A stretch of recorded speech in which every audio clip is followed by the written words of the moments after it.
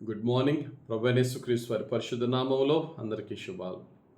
ఈరోజు అనుదిన ఆత్మీయ ఆహారంగా లూకాసు వార్త 6వ అధ్యాయము 45వ వచనంలో లాస్ట్ లైన్ని ధ్యానించుకుందాం. హృదయము నిండియుండు దానిని బట్టి ఒకని నోరు మాట్లాడును. డాక్టర్లు చెప్తారు మనిషి యొక్క హెల్త్ ఎలా ఉంది అని చెక్ చేయడానికి నాలుక చూపించమంటారు. నాలుక చూపించినప్పుడు మనిషి డీహైడ్రేషన్ ఉన్నాడా, లేకపోతే ఎనిమిక్గా ఉన్నాడా, రక్తహీనతతో ఉన్నాడా, ఇంకా రకరకాల ఏ అనారోగ్యాలు ఆ వ్యక్తికి ఉన్నాయి అని ప్రాథమికంగా ప్రైమరీగా వాళ్ళకి తెలుసుకోవాలి అంటే నాలుక చూపించమంటారు. నాలుక చూసి చెప్పేస్తారు, మ్యాక్సిమం డయాగ్నోస్ చేస్తారు. అంటే నాలుక దాని యొక్క షేప్ కానీ, రంగు కానీ, దాని పరిస్థితి కానీ మన ఇంటర్నల్ హెల్త్ని అంతటిని కూడా చూపిస్తుందట. అయితే అది ఫిజికల్ హెల్త్ని చూపిస్తుంది. మన స్పిరిచువల్ హెల్త్, ఆత్మీయంగా మనం ఆరోగ్యంగా ఉన్నామా, దేవునికి ప్రీతికరంగా ఉన్నామా లేమా అనేది ఆ నాలుక ద్వారా వచ్చే మాట చెప్తుందట. గుండె స్కానింగ్ తెలుసు కానీ హృదయ స్కానింగ్ మనకు తెలియదు కదండి. గుండె లోపల ఎలా ఉంది, వాల్స్ ఎలా ఉన్నాయని స్కానింగ్ ఉంటుంది. హృదయము, ఆ గుండె లోపల ఉన్న మనిషి యొక్క మనసు, హృదయం ఎలా ఉంటుందో తెలియదు. కానీ ఆ హృదయాన్ని చక్కగా డయాగ్నోస్ చేయాలంటే ఎలా ఉందో, ఆ హృదయం నోటి నుండి వచ్చే మాట, ఆ నోటి నుంచి వచ్చే ప్రతి మాట కూడా హృదయము ఏ విధంగా ఉందో, దేనితో నిండి ఉన్నదో అది క్లియర్గా తెలుస్తుందట మాట ద్వారా. ఇది యేసు ప్రభు చెప్పిన మాట. కాబట్టి ప్రియులారా, మన నోటి మాటలు చాలా జాగ్రత్తగా ఉండాలి. అందుకనే కీర్తనాకారుడు అంటారు 39వ కీర్తన 1వ వచనంలో, నా నాలుకతో పాపము చేయకుండానట్లు నా మార్గములను జాగ్రత్తగా చూచుకొందును. భక్తిహీనులు నా ఎదుట ఉన్నప్పుడు నా నోటికి చిక్కము ఉంచుకొందును అనుకుంటుని.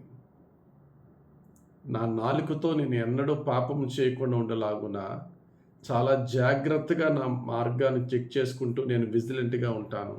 ఒకవేళ ఆ దుర్మార్గులు, భక్తిహీనులు నన్ను రెచ్చగొట్టే పరిస్థితే వస్తే కనుక నా నోటిని మూసుకొని చిక్కం వేసుకుని మాట్లాడలేని విధంగానే తాళం వేసుకుని నన్ను నేను డిసిప్లిన్లో ఉంచుకుంటానని కీర్తనాకారుడు చెప్తున్నాడు. మనము కూడా మన నాలుకలను చాలా జాగ్రత్తగా ఉపయోగించుకుంటున్నామా? బైబిల్లో రకరకాల నాలుకలు ఉంటాయి. ద్వంద్వ నాలుక, ద్విమనస్సుతో కూడిన నాలుక, డబుల్ టంగ్డ్ అంటారు కదా. 1 తిమోతి 3:8 ఉంటుంది. తిమోతికి రాసిన మొదటి పత్రిక 3:8.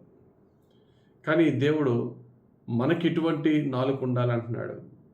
సాతాను చేత ప్రేరేపింపబడిన వారికి డంబపు నాలుకట. ఎవరైనా తనకు తాను గొప్పగా మాట్లాడుకుంటే దాన్ని ప్రౌడ్ టంగ్ అంటారు. బెంకములాడు నాలుక అంటాడు. కీర్తన గ్రంథం 12వ కీర్తన 3వ వచనంలో. సాతానుడు తన యొక్క అనుచరులైనటువంటి క్రీస్తు విరోధి అబద్ధ ప్రవక్తలకి ఎటువంటి నాలుక ఇస్తాడని ఉంది. ప్రకటన గ్రంథం 13వ అధ్యాయంలో 5వ వచనంలో డంబపు మాటలు మాట్లాడు నోరు దానికి ఉంటుందట. మనలో ఎప్పుడైనా సరే మనం ఏ స్థితిలో ఉన్నా గర్వపు మాటలు, అహంకారపు మాటలు, మనలో మనం పొగుడుకునే మాటలు, డంబపు మాటలు కనుక మనలో ఉంటే సాతాను యొక్క ప్రేరణతో మనం అది మాట్లాడుతున్నామనే సత్యాన్ని తెలుసుకుని, నేను దేవుని బిడ్డనే కానీ సాతాను బిడ్డన కాను కనుక అటువంటి మాటలు నాలో రాకూడదని చెప్పి ఎప్పుడు కూడా మనల్ని మనం పొగుడుకునే మాటలు, మన జ్ఞానాన్ని ప్రదర్శించాలనే ఆలోచనతో కూడిన మాటలు సాతాను యొక్క మాటలు, అబద్ధపు మాటలు, అబద్ధానికి జనకుడైన సాతాను మాటలు. కానీ దేవుని పిల్లల మాటలు ఎలా ఉండాలట? దేవుని పిల్లల యొక్క మాటలు సాత్వికమైన మాటలుగాను, కృపాసహితమైన మాటలుగాను మన మాటలు ఉండాలని వాక్యం చెప్తుంది. సామెతల గ్రంథం 15వ అధ్యాయం 4వ వచనంలో, సాత్వికమైన నాలుక జీవవృక్షము, దానిలో కుటిలత ఉండిన ఎడల ఆత్మకు బెంకము కలుగును. మన నాలుకలో ఏముండాలట? సాత్వికమైన మాటలు ఉండాలట. మన నాలుక గ్రేషియస్గా ఉండాలి, జెంటిల్గా ఉండాలి, ఎదుటివానికి కృపాసహితంగా ఉండాలి, దయ కలిగిన మాటలు కలిగి ఉండాలి. యేసుక్రీస్తు వారి మాటల్లో అట, ఆయన జ్ఞానాన్ని చూసి ఆశ్చర్యపోలేదట, ఆయన మాటల్లో ఉన్న దయను చూసి ఆశ్చర్యపోయారట జనాలు. లోకాసు వార్త 4:22లో, అప్పుడు అందరూ ఆయనను గూర్చి సాక్ష్యం ఇచ్చుచు ఆయన నోట నుండి వచ్చిన దయగల మాటలకు ఆశ్చర్యపడి ఈయన యోసేపు కుమారుడు కాడని చెప్పుకొనుచుండగా, ఆయన నోట్లోంచి వచ్చిన దయగల మాటలు, కొండ మీద చేసిన ప్రసంగంలో ఎంత గ్రేషియస్గా మాట్లాడతాడు. సాత్వికులు ధన్యులు, వారు భూలోకమును స్వతంత్రించుకుందురు అంటే. సమాధానపరచు వారు ధన్యులు, వారి దేవుని కుమారులు అనబడుదురు అన్నారు. హృదయశుద్ధి గల వారు ధన్యులు, వారు దేవుని చూచెదరు అన్నారు. ఆత్మ విషయంలో దీనులైనటువంటి వారు ధన్యులు, పరలోక రాజ్యం వారిదన్నాడు. ఇవన్నీ కూడా మనం చూసినట్లయితే సాత్వికమైన నాలుక కలిగిన వారిలో అటువంటి జీవితం ఉంటుందండి. నీ జీవితం, నా జీవితం కూడా అలా ఉండాలి. అందుకనే పౌలు భక్తుడు అంటారు, కొలస్సీలకు రాసిన పత్రిక 4:6 ప్రతి మనిషికి ఎలా ప్రత్యుత్తరం ఇవ్వాలనో అది మీరు తెలుసుకొనుటకై మీ సంభాషణ ఉప్పు వేసినట్లు ఎల్లప్పుడూ రుచిగలది గాను కృపాసహితముగాను ఉండనీయుడు. ఎప్పుడు కూడా మన సంభాషణ ఎలా ఉండాలట?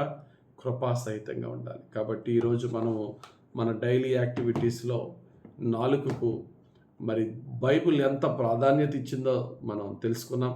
ఇంకా అనేకమైన విషయాలు నాలుగు గురించి బైబిల్లో యాకోబు భక్తుడు ఇంకా బాగా వివరిస్తాడు.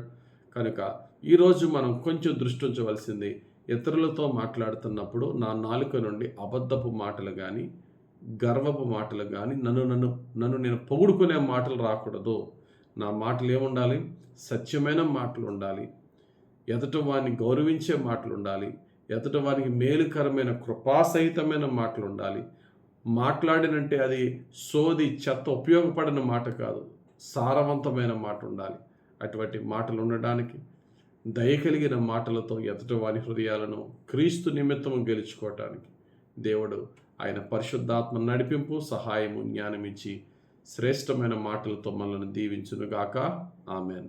పరిశుద్ధుడా, ప్రేమ కలిగిన తండ్రి, ఈరోజు మాకు ఇచ్చిన ఈ యొక్క వాక్యము మేల్కొల్పు వాక్యముగా అయ్యా, మేము ఎవరితో మాట్లాడినా, అది మా యొక్క ఇంట్లో వారితో మాట్లాడినా, ఆఫీస్లో ఉన్న వారితో మాట్లాడిన, స్ట్రేంజర్స్, మాకు పరిచయం లేని వారితో మాట్లాడవలసి వచ్చిన ఎవరితో మాట్లాడినా నిన్ను పోలి నడిచే దయగల మాటలను, కృపాసహితమైన మాటలను మాకు దయచేసి మమ్మల్ని దీవించమని, నీ నామ మహిమార్థంగా మమ్మల్ని జీవింపచేయమని యేసుక్రీస్తు వారి పరిశుద్ధ నామములో ప్రార్థించి వేడుకొనుచున్నాము తండ్రి.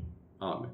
తండ్రి యొక్కయు, కుమారుని యొక్కయు, పరిశుద్ధాత్మ దేవుని అభిషేకము మనపై దిగి వచ్చి మనలను క్రీస్తును పోలి నడిపించులాగున పరిశుద్ధాత్ముడు మనకి తోడుని నడిపించి సహాయం చేయను గాక.